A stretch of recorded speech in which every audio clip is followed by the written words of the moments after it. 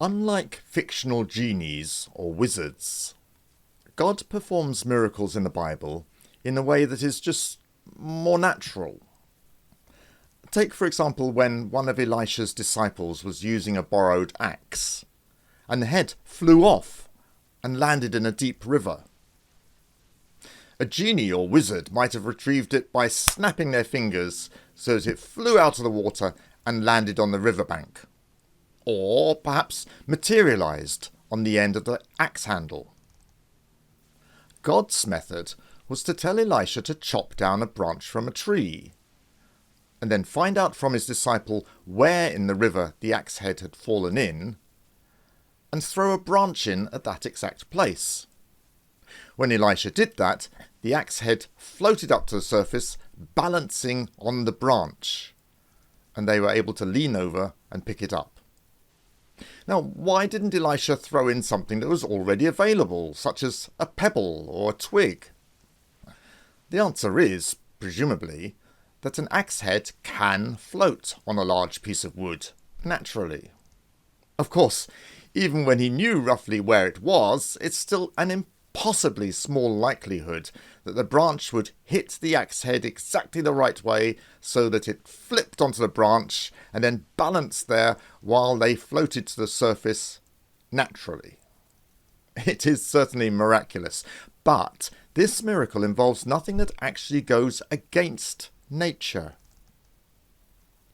And even when biblical miracles are impossible naturally, they're less contrary to nature than we might expect.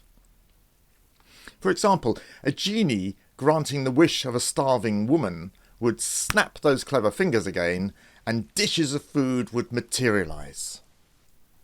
However, Elisha told her to borrow empty jars, and to pour oil from her jar into them, and miraculously the oil kept flowing until the last was filled.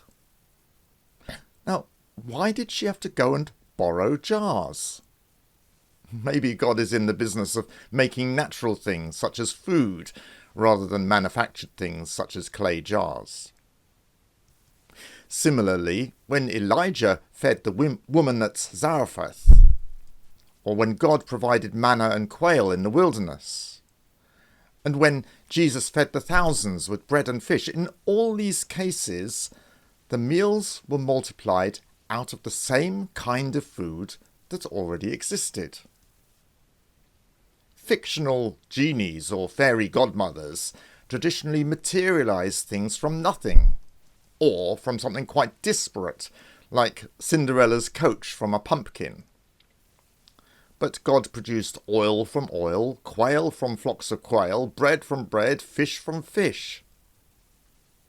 And this kind of consistency in Bible miracles occurs in different books recorded by believers separated by different centuries and different cultures.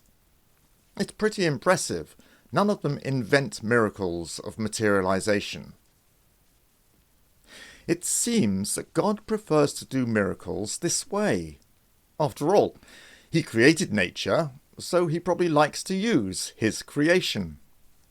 Artisans like to use tools that they have made themselves, and teachers like to use their own lesson plans. God created wood that floats, and iron that sinks, so he employs those qualities. He made food to grow for us, so he multiplies oil and fish, but not oil jars. God isn't limited, but he does have his favourite methods. His main method for getting his will done is to use his creation, his plants, the soil, and especially his people. Usually he can rely on us to see what needs doing naturally. But when we can't see it, or when we don't want to see it, he gives us a prompt by his Spirit. Miracles are something that we can celebrate and give thanks for. But Scripture hints that they're actually God's least favourite option. When it comes to getting things done, we, his people, are in the top drawer of his toolbox. God bless.